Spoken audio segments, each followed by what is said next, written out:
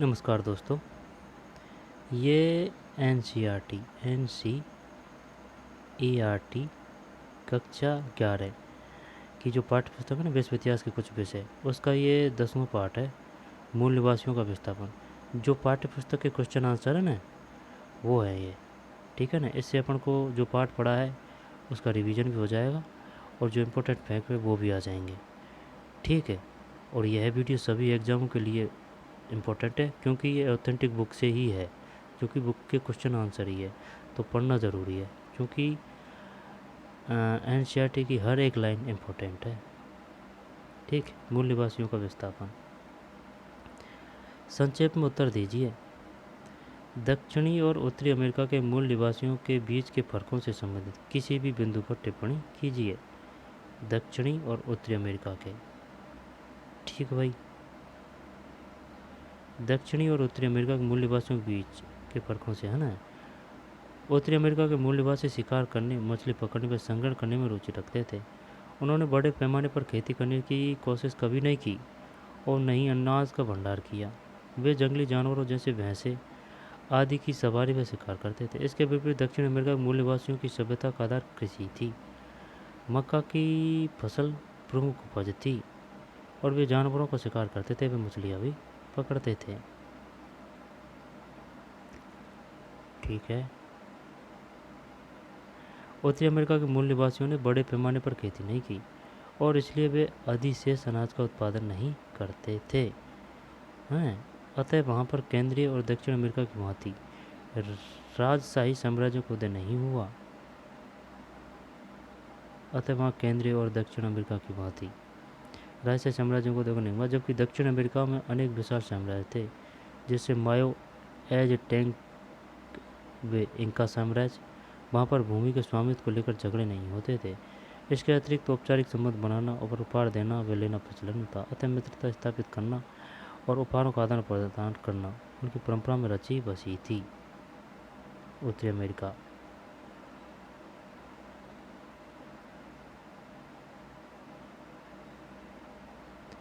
आप 19वीं सदी के संयुक्त राज्य अमेरिका में अंग्रेजी के उपयोग के अतिरिक्त अंग्रेजों के आर्थिक और सामाजिक जीवन की कौन सी विशेषताएं देखते हैं? अमेरिका में अंग्रेजी उपयोग के अतिरिक्त अंग्रेजों के आर्थिक और सामाजिक जीवन की।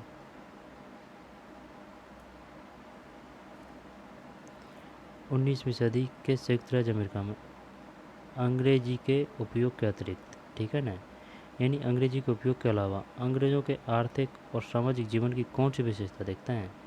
ठीक है। 19वीं शताब्दी में संयुक्त राज्य अमेरिका को आप एक लघु इंग्लैंड भी कह सकते हैं। सन 1763 में अंग्रेज़ों ने कनाडा पर भी अपना नियंत्रण कायम कर लिया। 1763 में अंग्रेज़ों ने, कब? 63 में। अतः समस्त उत्तरी अमेरिका महाद्वीप की सभ्यता अंग्रेजी सभ्यता से व्यापक स्तर पर प्रभावित हुई। उत्तरी अमेरिका महाद्वीप की सभ्यता। अंग्रेजी भाषा के अतिरिक्त अंग्रेज़ों के आर्थिक और सामाजिक जीवन के कुछ प्रभाव संयुक्त राज्य अमेरिका की सभ्यता व संस्कृति में देखे जा सकते हैं।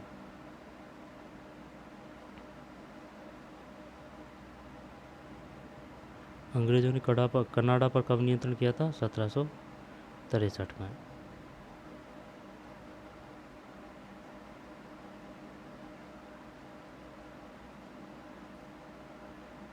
इंग्लैंड के समान संयुक्त राज्य अमेरिका की शासन प्रणाली भी प्रजातांत्रिक थी। रहन सहन व खान पान के स्तर पर प्राय समानता देखी जा सकती है। मदिरा का सेवन दोनों देशों के निवासी द्वारा समान रूप से किया जाता है। संयुक्त राज्य अमेरिका में भी इंग्लैंड के समान ईसाई धर्म का वर्चस्व था। यहाँ के ईसाई धर्म के अनुयायी भी रोमन कैथोलिक व प्रोटेस्टेंट जैसे दो वर्गों में विभाजित थे। संयुक्त राज्य अमेरिका व अंग्रेज़ों की अर्थव्यवस्था पूर्णतः एक जैसी थी। दोनों देशों में पूंजीवादी अर्थव्यवस्था आज भी विद्यमान है।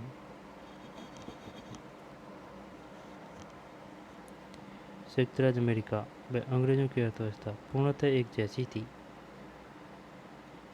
ठीक है। दोनों देशों में पूंजीवादी अर्थव्यवस्था आज भी विद्यमान है। अंग्रेज़ों द्वारा शुरू की गई अंग्रेजी भाषा आज भी संयुक्त राज्य अमेरिका की राजभाषा है, अंग्रेजी भाषा। किंतु इंग्लैंड की अंग्रेजी और संयुक्त राज्य अमेरिका की अंग्रेजी भाषा में कुछ अंतर पाया जाता है। इस प्रकार से हम यहाँ के निवासियों व अंग्रेज़ों को एक ही सिक्के के दो पहलू मान सकते हैं। ठीक भैया। अमेरिकियों के लिए फ्रंटियर के क्या मायने थे? Frontier, what this frontier? संयुक्त राज्य अमेरिका का वस्तुतः 18वीं शताब्दी के अंतिम चरण में अस्तित्व में आया। सर्वविदित है कि 18वीं शताब्दी के मध्य तक अंग्रेजों ने उत्तरी अमेरिका, अटलांटिक सागर के तटवर्ती क्षेत्रों में 13 उपनिवेश स्थापित कर लिए। कितने? 13। इंग्लैंड की औपनिवेशिक नीतियों से परेशान होकर अपनी आज़ादी के लिए संघर्ष करने लगे। इसी संघर्ष यानी अमेरिका स्वाधीनता संग्राम के घर में संयुक्त राज्य अमेरिका का नाम नए राष्ट्र का जन्म हुआ। इसी संघर्ष में यह राष्ट्र अपने प्रारंभिक चरण में एक छोटे क्षेत्रफल तक ही सीमित था। हालांकि अपने जन्म के तुरंत बाद इसने पश्चिम की तरफ विस्तार लेना शुरू कर दिया। इसी विस्तार को अमेरिकियों ने फ्रंटियर की संज्ञा दी है। पश्चिम की तरफ विस्तार लेना शुरू कर दिया। इसी विस्तार को अमेरिकियों ने फ्रंटियर की संज्ञा दी है। फ्रंटियर मेल में समझ लेना, रेलगाड़ी का नाम नहीं है। जन्म के तुरंत बाद इसने पश्चिम की तरफ विस्तार यानी कि अमेरिका का पश्चिम की ओर साम्राज्य विस्तार करना, वही है फ्रंटियर। और आने वाले 100 वर्षों में इसने अपने अधिकार क्षेत्र का विस्तार करके अपने वर्तमान आकार को प्राप्त किया।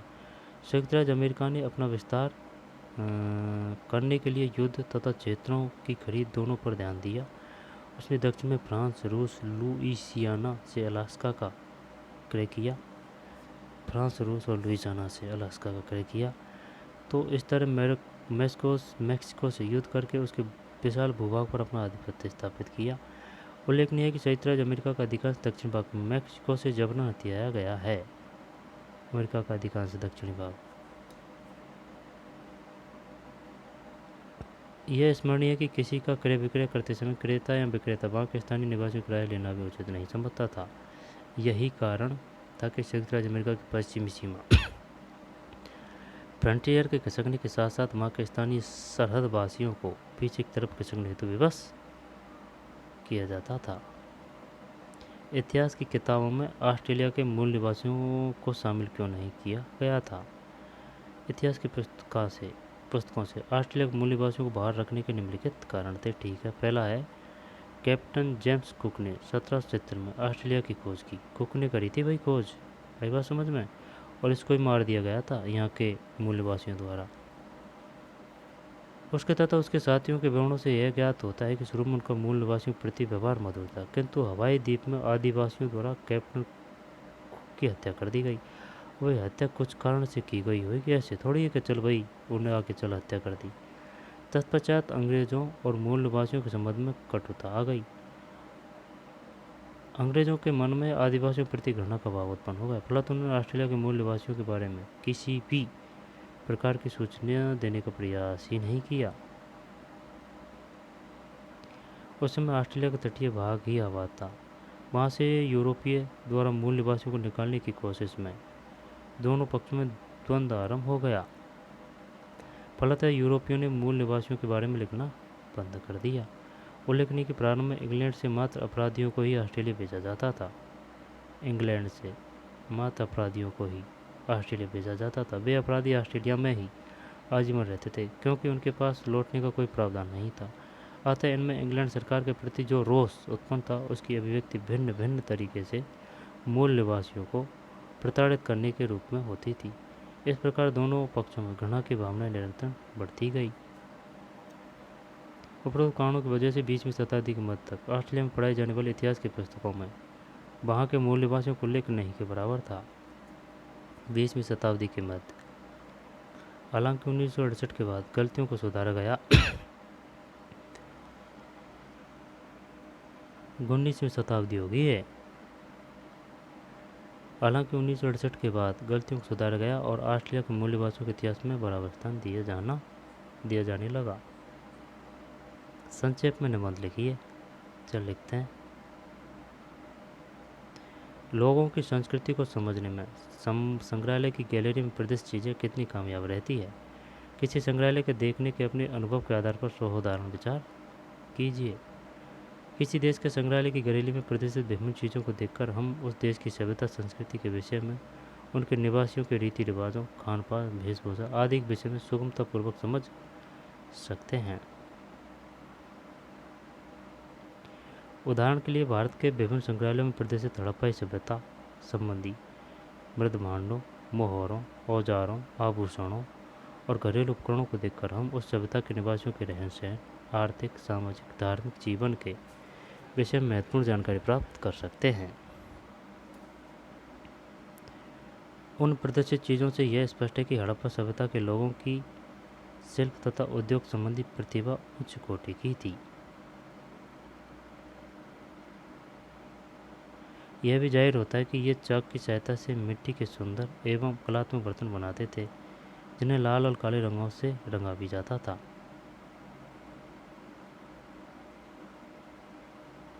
ठीक है, इससे महत्वपूर्ण जानकारी प्राप्त कर सकते हैं। उन प्रदर्शित चीज़ों से यह स्पष्ट है कि हड़प्पा सभ्यता के लोगों की शिल्प तथा उद्योग संबंधी प्रतिभा उच्च कोटि की थी। यह भी जाहिर होता है कि वे चाक की सहायता से मिट्टी के सुंदर एवं कलात्मक बर्तन बनाते थे, जिन्हें लाल और काले रंगों से रंगा भी जाता था। संग्रहालय में प्रदर्शित छोटी बड़ी अनेक तकलियों तथा फूलदान, रंगीन वस्त्रों के टुकड़े इस बात के प्रमाण कि वस्त्र निर्माण व्यवसाय इस सभ्यता का एक महत्वपूर्ण व्यवसाय था। संग्रहालय में प्रदर्शित हड़प्पा सभ्यता की मूर्तियों को देखकर हम इस सभ्यता के लोगों के पहनावे के विषय में जानकारी हासिल करते हैं। इसी प्रकार संग्रहालय में प्रदर्शित सिक्कों से अनेक राजवंशों के इतिहासों का पुनर्निर्माण करने में महत्वपूर्ण सहायता मिलती है। हम जानते हैं कि सिक्कों से प्राचीन भारत की आर्थिक स्थिति, धार्मिक दशा एवं सांस्कृतिक विकास की भी जानकारी मिलती है। उदाहरण के लिए गुप्तकाल के अनेक सिक्कों पर विष्णु, ये पाठ से नहीं है, ये जो डिटेल दे रखा है ना, ये दे रहा है, ये पाठ से नहीं है तो एनसीईआरटी के पाठ से, लेकिन और पाठ के है। विष्णु तथा गरुड़ के चित्रों से यह सिद्ध होता है कि गुप्त शासक विष्णु के उपासक थे। समुद्रगुप्त की वीणा अंकित मुद्राएं उसके संगीत प्रेमी होने का प्रमाण है। तदुपरांत चंद्रगुप्त विक्रमादित्य के चांदी के सिक्कों से स्पष्ट है कि उसके शकों को पराजित किया था। इस कारण यह है कि उस समय चांदी के सिक्के केवल पश्चिम भारत में ही प्रचलन में थे। निस्संदेह गुप्तकालीन सिक्के अत्यधिक कलात्मक प्रतीत होते हैं। इसके शासक वर्ग की साहित्य में कला में रुचि स्पष्ट रूप से दृष्टिगोचर होती है। कुषाणकालीन सिक्कों पर अनेक ईरानी और यूनानी देवी देवताओं के अतिरिक्त भारतीय देवी देवताओं के चित्र भी पाए जाते हैं। इससे स्पष्ट होता है कि कुषाण शासक प्रारंभ से ही भारतीयों से प्रभावित थे।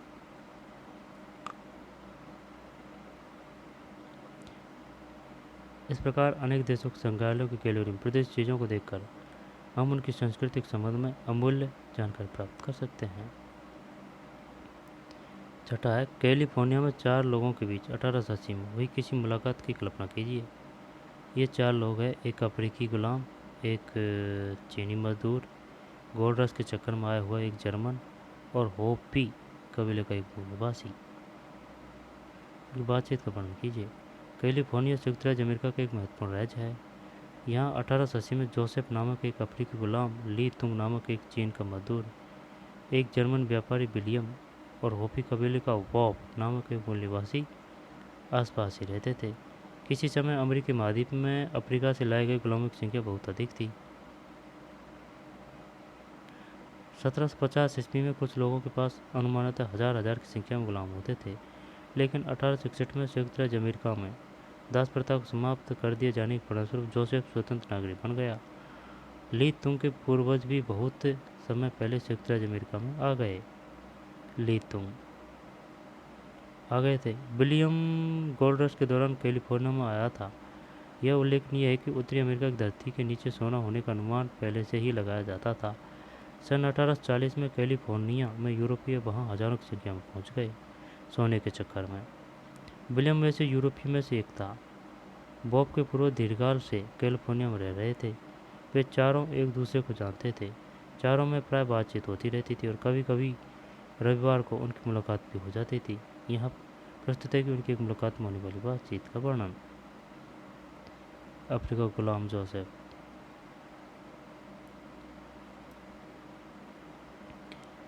विलियम साहब, आप बहुत ही नेक दिल और सज्जन हैं। हम जानते हैं कि आप 1845 में कैलिफोर्निया में पधारे थे।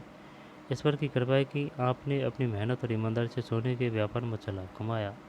आपका घर महल जैसा है और आपके पास सभी सुख सुविधाएं हैं। यह आपकी मानता है कि इतना सब कुछ होने के बावजूद भी आप हमें जब तब दावत पर बुला लेते हैं और हमारी इतनी खातिरदारी भी करते हैं। सचमुच माँ, आप एक महान इंसान है।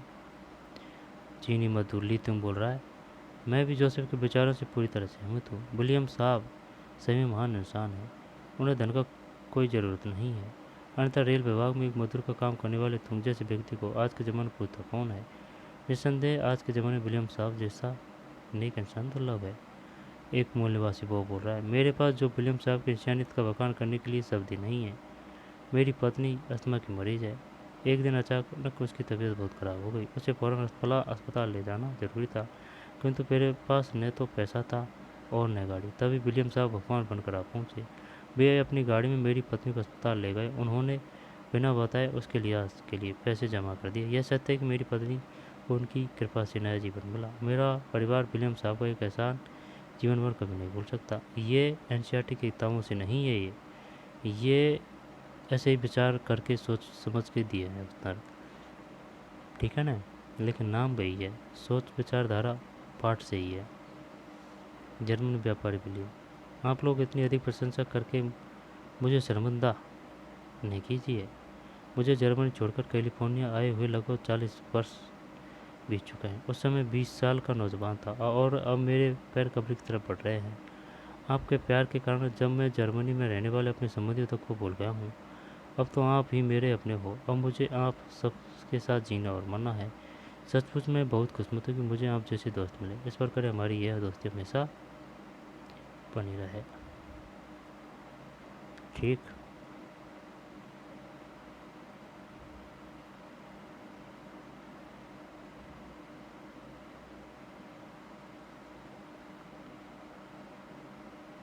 फ्रंटियर। तो चलिए मिलते हैं नई वीडियो में। धन्यवाद।